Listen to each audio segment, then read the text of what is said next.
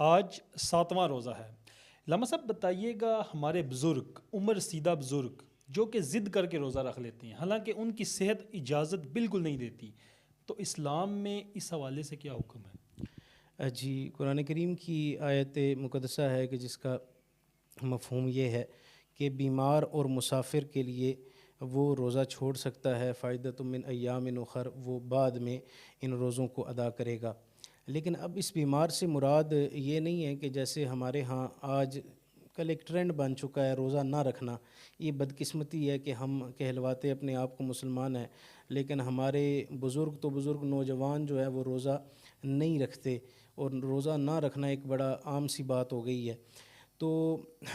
روزہ چھوڑنا جو بیمار کو اجازت ہے، وہ یہ نہیں کہ کسی کے سر میں درد یا پیٹ میں درد ہے تو وہ روزہ چھوڑ دے، ایسا نہیں ہے،